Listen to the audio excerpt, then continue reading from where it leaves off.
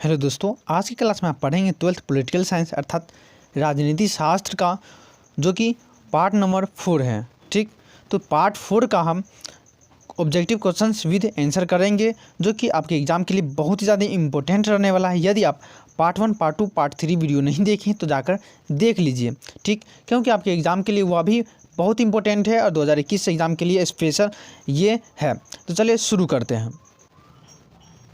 तो आपको बता दूँ, हम उससे पहले जो पार्ट 3 तक 147 नंबर क्वेश्चन तक कंप्लीट करवा दिए हैं। ठीक, तो हम आज 148 से शुरू करेंगे। ठीक ना, तो 148 नंबर क्वेश्चन में जो पार्ट 4 का पहला क्वेश्चन है 148 नंबर, 147 तक यदि आप नहीं देखे तो जाकर देख लीजिए। ये जितने भी करवाए हुए ये सभी एग्जाम के लिए बहुत ही इंपॉर्टेंट था। तो 148 नंबर क्वेश्चन बोल रहा है, निम्नलिखित में से कौन एक राज्य नहीं है। बोल रहा है कौन एक राज्य नहीं, असम, मणिपुर, दिल्ली, ऐसे करके आपको जो ऑप्शन चेंज भी करके दे सकता है। ठीक ना, तो आपको समझना है। ठीक, तो यहाँ पे असम ये भारत का राज्य है, मणिपुर भारत का राज्य है, दिल्ली ये भारत का राज्य है या नहीं, तो जी नहीं, दिल्ली ये भारत का राज्य नहीं है। ये क्या है? तो आपको बता दूँ, ये दिल्ली भारत का केंद्र शासित प्रदेश है। केंद्र शासित प्रदेश अभी जो वर्तमान में 9 है। ठीक, और जो भारत का राज्य है जो अभी 28 है। ठीक ना, तो पहले 29 था, जो अभी 28 हो गया है, और जो केंद्र शासित पहले 7 था, जो अभी 9 बन गया है। ठीक ना, तो ये दिल्ली भारत का राज्य ना होकर केंद्र शासित प्रदेश है, भारत की राजधानी है। ठीक ना, और साथ में केंद्र शासित प्रदेश है, इसलिए इसको याद रखेगा। जो शासित प्रदेश 9 कौन कौन है हम इसको करवा दिए हैं। यदि आप देखना चाहते हैं तो हम इस पर करवाए हैं जीके। ठीक ना, जनरल नॉलेज करके एक प्लेलिस्ट बना होगा, उसमें जाकर समझ लीजिए भारत का 28 राज्य कौन कौन है। उसका ट्रिक भी बताए थे, 2 मिनट में याद करने का तरीका बताए थे, 2 मिनट में रियल में याद हो जाएगा। तो आप ट्रिक देख लीजिए, और केंद्र शासित प्रदेश भी याद करने का तरीका बताए थे, तो वहाँ भी देख लीजिए। ठीक ना, चलते हैं 149 नंबर क्वेश्चन। 149 नंबर क्वेश्चन बोल रहा है, सन फ्रांसिस्को में संयुक्त राष्ट्र संघ का अंतर्राष्ट्रीय संगठन बनाने का सम्मेलन कब हुआ था। सन फ्रांसिस्को में संयुक्त राष्ट्र संघ का अंतर्राष्ट्रीय संगठन बनाने का सम्मेलन कब हुआ था? तो 26 जून 1945 ईस्वी को। ठीक ना, 26 जून 1945 को हुआ था। तो यहाँ पे देखिए अप्रैल मई में हुआ था 1945 में, तो 149 का ऑप्शन ए हो जाएगा। चलते हैं 150 नंबर क्वेश्चन। 150 नंबर क्वेश्चन बोला है, 1975 ईस्वी में आपातकाल की घोषणा करने वाले भारतीय राष्ट्रपति का नाम बताइए। ठीक ना, जो 1975 में आपातकाल की घोषणा हुई थी, उस समय जो भारत का प्रधानमंत्री था इंदिरा गांधी, और भारत के राष्ट्रपति कौन थे? तो बताइए भारत के राष्ट्रपति कौन थे? तो 150 का हो जाएगा कौन? नीलम संजीव रेड्डी, ये नहीं होगा। ज्ञानी जेल सिंह, ये भी नहीं होगा। जाकिर हुसैन, ये भी नहीं होगा। तो इनमें से डी ऑप्शन तो नहीं है, बट इनमें से डी लगा देना है। बता भी देते कौन है, तो कौन होगा? फर्रुखुद्दीन अली अहमद। कौन होगा? तो 1975 के समय में जो भारत के राष्ट्रपति थे कौन? फर्रुखुद्दीन अली अहमद थे। तो फर्रुखुद्दीन अली अहमद ये भारत के राष्ट्रपति थे जिस समय जो आपातकाल भारत में इमरजेंसी की घोषणा हुई थी। 151 नंबर क्वेश्चन चलते हैं। 151 नंबर क्वेश्चन बोला है, सुरक्षा की पारंपरिक अवधारणा से कौन जुड़ा हुआ है? सुरक्षा की पारंपरिक अवधारणा से राष्ट्रीय सुरक्षा, ग्रामीण क्षेत्रों की सुरक्षा, जिले की सुरक्षा, राज्य की सुरक्षा। तो यहाँ पे राष्ट्रीय सुरक्षा हो जाएगा। सुरक्षा की पारंपरिक अवधारणा, जो सुरक्षा की अवधारणा में 2 तरह के होते हैं, एक पारंपरिक अवधारणा, एक अपारंपरिक अवधारणा। ठीक ना, जिसमें पारंपरिक अवधारणा में राष्ट्रीय सुरक्षा भी आ गया, तो 151 का ऑप्शन ए हो जाएगा। 152 नंबर सिंपल क्वेश्चन है, बस समझना है। जो इंपॉर्टेंट होगा हम आपको बोल ही देंगे। ठीक ना, 152 नंबर, IMF का पूर्ण रूप क्या होता है? IMF का इंटरनेशनल मॉनेटरी फंड। ठीक ना, तो 152 का क्या हो जाएगा? इंटरनेशनल मॉनेटरी फंड होगा। तो ऑप्शन बी हो जाएगा 152 का, अर्थात अंतर्राष्ट्रीय मुद्रा कोष। मॉनेटरी मतलब मुद्रा कोष, फंड। ठीक ना, जो कि एक अंतर्राष्ट्रीय संस्था है। ठीक, चलते हैं 153 नंबर। 153 नंबर क्वेश्चन बोला है, युद्ध का तात्पर्य का सही क्या है? मतलब युद्ध का तात्पर्य क्या सही है?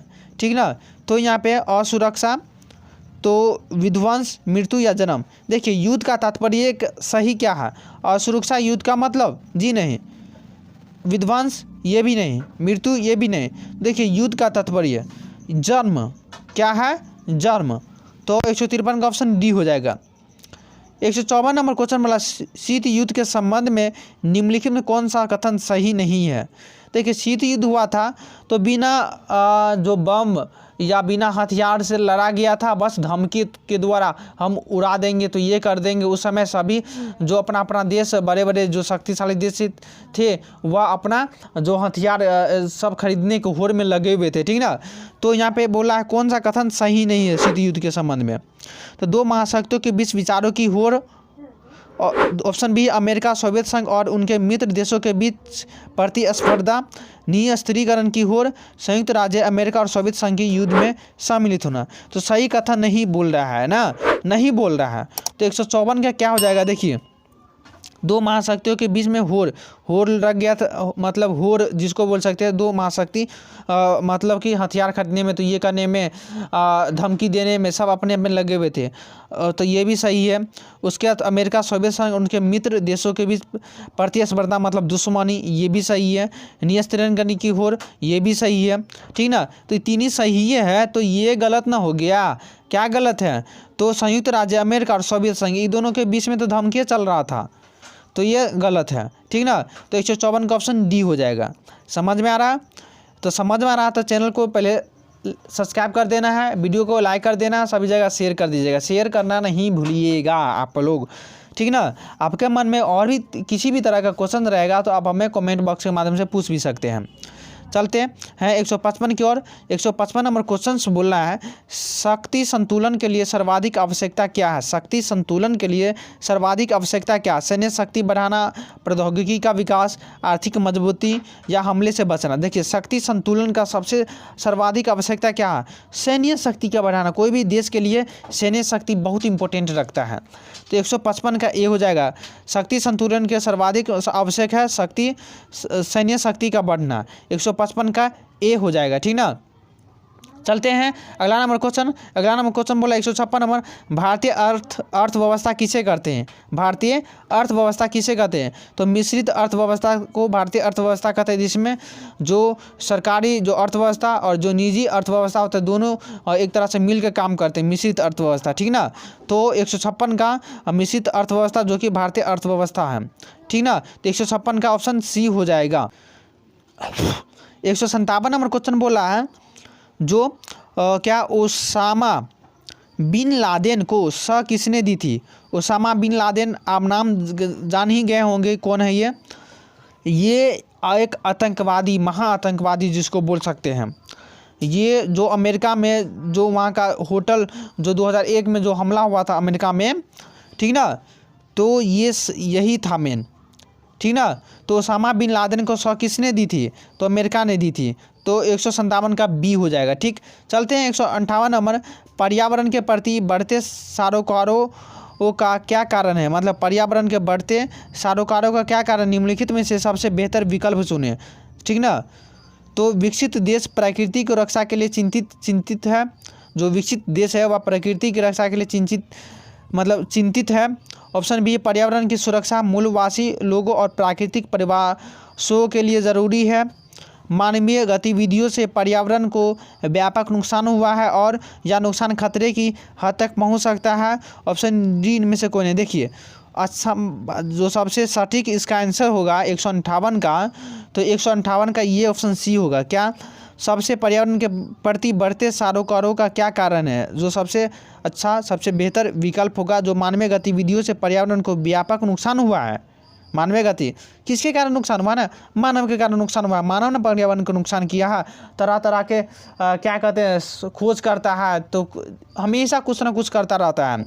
और ये साइंस है, साइंस पर्यावरण को नष्ट करने का यही साइंस ही पर्यावरण को नष्ट कर रहा है, ठीक ना। तो हम साइंस को बड़ी बेकार सब्जेक्ट मानते हैं। साइंस की वजह से जो भी कुछ होता है तो अच्छा भी होता है बुरा भी होता है, लेकिन पर्यावरण की इन्वायरमेंट की बात करें सबसे ज़्यादा नुकसान साइंस ही किया है, ठीक ना। तो मानवीय गतिविधियों, देखिए साइंस हो ना जो एक प्राकृतिक चीज़ से खेलता है, खिलवाड़ करता है, ठीक ना। तो चलिए, इसका मानवीय गतिविधियों के कारण पर्यावरण व्यापक नुकसान हुआ और यह नुकसान खतरे की हद तक पहुंच गया, खतरा हो गया बहुत हद तक। देखिए यहाँ पे ओजोन परत में छिद्र हो गया है, बहुत कुछ सब मतलब जानते ही होंगे। 158 का सी सबसे सटीक है। 159 नंबर बोल रहा है तीसरी दुनिया के देश किस महाद्वीप में कम थे? तीसरी दुनिया के देश किस महाद्वीप में कम थे? तो उत्तरी अमेरिका। ऑप्शन 159 का डी हो जाएगा। चलते 160 नंबर। 160 नंबर क्वेश्चन बोला भारत में लौह पुरुष की संज्ञा किसे दी गई है? तो भारत में लौह पुरुष की संज्ञा वल्लभ भाई पटेल को दी गई है। किसने दिया था? तो महात्मा गांधी ने दिया था, ठीक ना। तो 160 का ऑप्शन सी हो जाएगा, वल्लभ भाई पटेल। इसी का जो अभी सबसे विश्व का सबसे बड़ा ऊंचा वल्लभ भाई पटेल का जो प्रतिमा लगा है गुजरात में, जानते ही होंगे। तो वल्लभ भाई पटेल को लौह पुरुष की संज्ञा दी गई, महात्मा गांधी ने दिया था। 160 का ऑप्शन सी हो जाएगा, इंपॉर्टेंट है। 160 नंबर अंदरूनी सैन्य संघर्ष की समस्या किसको नहीं थी? मतलब अंदरूनी सैन्य संघर्ष की समस्या किसको नहीं थी? एशिया के देश, यूरोप के देश, अफ्रीका के देश या अमेरिका को नहीं थी? तो 161 क्या हो जाएगा? यूरोप को नहीं थी, ठीक ना। तो ऑप्शन बी हो जाएगा। 162 नंबर बोल रहा है भारतीय राष्ट्रीय कांग्रेस पार्टी का जन्म कब हुआ था? तो 1885 को मुंबई में हुआ था, ठीक ना। तो 162 का हो जाएगा 28 दिसंबर 1885 को मुंबई में भारतीय राष्ट्रीय कांग्रेस का जन्म हुआ था, अर्थात स्थापना हुआ था। तो 162 का ये बहुत इंपॉर्टेंट है, एग्जाम में बहुत बार पूछा गया है। चलते हैं 163 नंबर। 163 नंबर क्वेश्चन बोल रहा है गुट निरपेक्षता का अर्थ क्या है? गुट निरपेक्षता का अर्थ क्या है? परस्पर विरोधी गुटों में शामिल होना, या विश्व के किसी भी गुट में शामिल नहीं होना, या ऑप्शन सी मौजूद परस्पर विरोधी गुटों में सामंजस्य बनाए रखना, ऑप्शन डी विश्व के सभी गुटों में शामिल होना। तो गुट निरपेक्ष का सबसे बेहतर अर्थ क्या है? तो 163 का क्या हो जाएगा? मतलब कि देखिए सभी शक्तियों से दूर रहकर अपना काम निकालना, अपना काम करना, ये गुट निरपेक्षता का शाब्दिक अर्थ होता है। तो ऑप्शन बी हो जाएगा इसका। तो 163 का बी ऑप्शन सही है।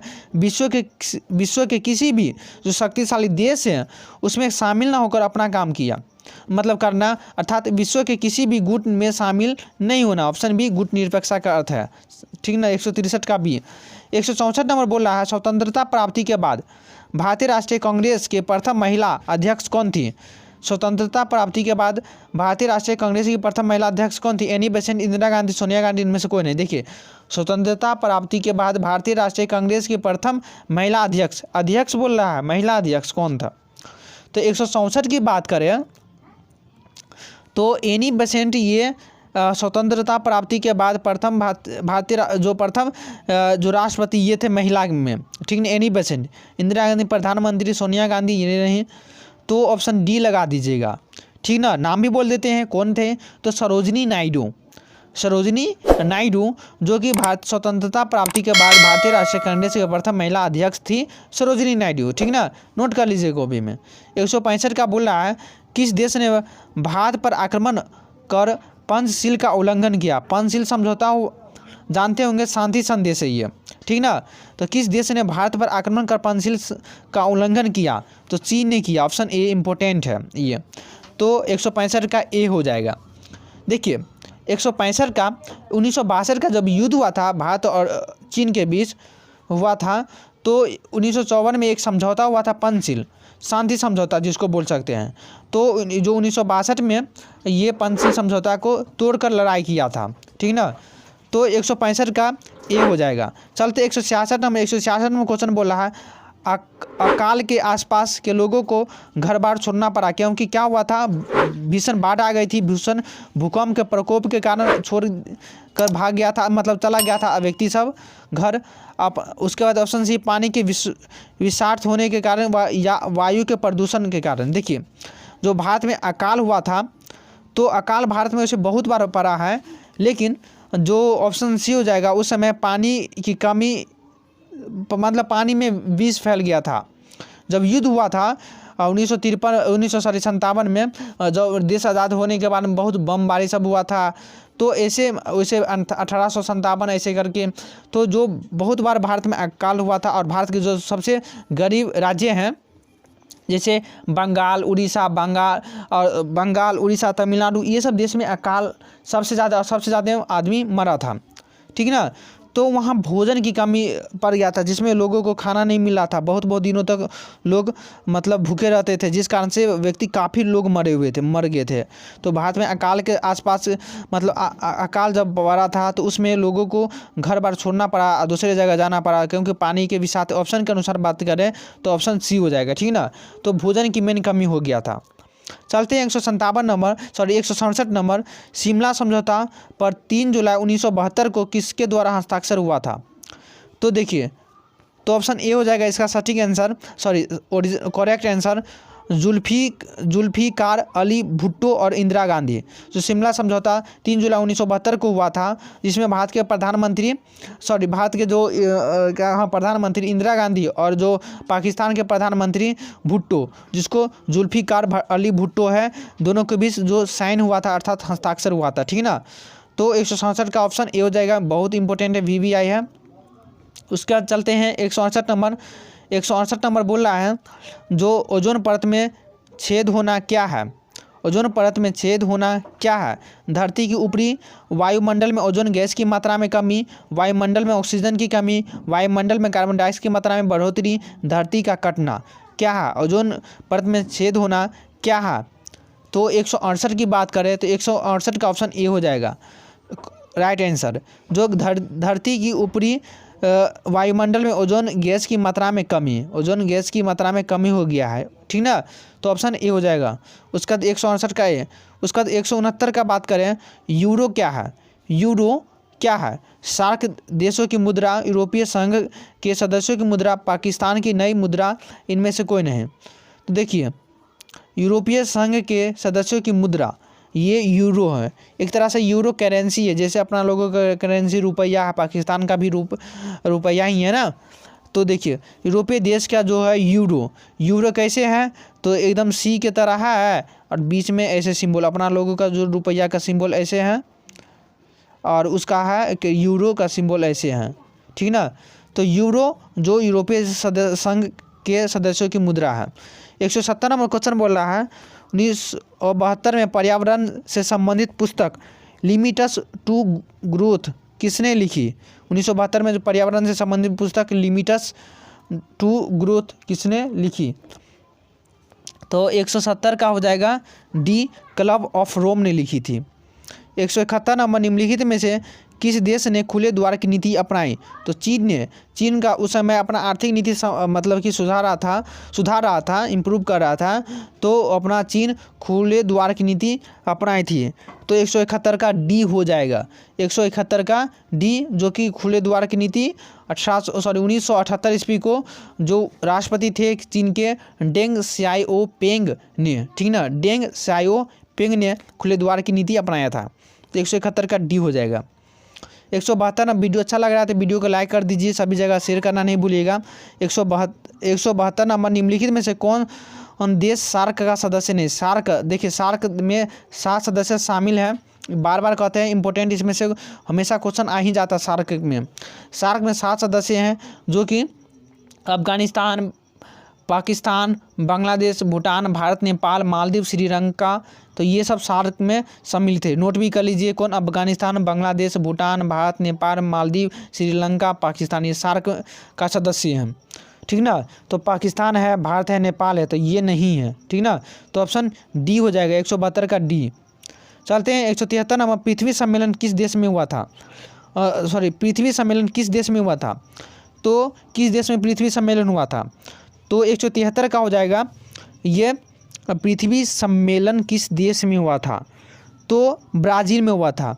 173 का सी हो जाएगा, जो कि पृथ्वी सम्मेलन 1992 में हुआ था, जिसमें लगभग 72 देश ने मतलब शामिल हुआ था पृथ्वी सम्मेलन में, 72 देशों ने, ठीक। 173 का सी हो जाएगा।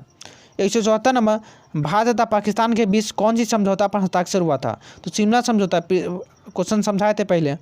तो शिमला समझौता पर भारत के प्रधानमंत्री कौन थे? इंदिरा गांधी, और जो भुट्टो थे पाकिस्तान के, तो दोनों के बीच जो समझौता हुआ था शिमला समझौता, ठीक, तो उसमें हस्ताक्षर हुआ था। उसके बाद अगला क्वेश्चन की बात करें, 175 नंबर, वैश्विक संपदा क्या है? वैश्विक संपदा क्या है? विश्व की कृषि संपदा, विश्व की संपूर्ण संपदा, विश्व की तेल संपदा, मानवता की साझी विरासत। तो ऑप्शन डी हो जाएगा, ठीक ना। तो वैश्विक संपदा जो मानवता की साझी विरासत है, ऑप्शन डी हो जाएगा 175 का। 176 नंबर क्वेश्चन बोला है, निम्नलिखित में से कौन सा एक मानवाधिकार संगठन है? निम्नलिखित में से कौन एक मानवाधिकार संगठन है? तो यहाँ पे क्या हो जाएगा? तो एमनेस्टी इंटरनेशनल हो जाएगा, ठीक ना। एमनेस्टी इंटरनेशनल, इंटरपोल या WHO या यूनिसेफ या, तो यहाँ पे देखिए सही इसका करेक्ट आंसर हो जाएगा मानवाधिकार है तो एमनेस्टी इंटरनेशनल। ये क्या है? तो व्यक्ति की जो मानव की जो अपना स्वतंत्रता, मानव की जो कर्तव्य है उसके उसके उसके लिए जागरूक करता है। ये जो एमनेस्टी इंटरनेशनल है जो मानव को जागरूक करता है स्वतंत्रता के बारे में, उसका जो कर्तव्य होता है, उसका जो हक होता है, उसके लड़ाई के मतलब जो उसका सही होता है उसके लिए, ठीक ना। तो मानवाधिकार का संगठन है एमनेस्टी इंटरनेशनल। तो 176। तो वीडियो आपको कैसा लगा बता दीजिएगा, और इसका PDF लेना चाहते हैं तो PDF लेने के लिए टेलीग्राम पर ज्वाइन हो जाइए, लिंक डिस्क्रिप्शन में है। टेलीग्राम पर सभी स्टडी मटेरियल हम डाल दिए, तो वहाँ से आप लोड कर सकते हैं, वहाँ से भी पढ़ सकते हैं। फेसबुक पर जुड़ जाइए, फेसबुक पेज पे इस पर बिहार बोर्ड से लेटेस्ट न्यूज़ हमेशा डालते रहते हैं। इंस्टा पर हमसे पर्सनल बात कर सकते हैं। तो ये तीनों आप ही के लिए बनाया गया है, तो इस तीनों पर ज़रूर शामिल हो जाइए। हमसे जुड़ने के लिए और ट्विटर पर भी शामिल हो सकते हैं। इसका PDF लेने के लिए PDF ज़रूर ले सकते हैं। तो वीडियो कैसा लगा हमें बता ही दीजिएगा। तो आज के लिए इतना ही, धन्यवाद।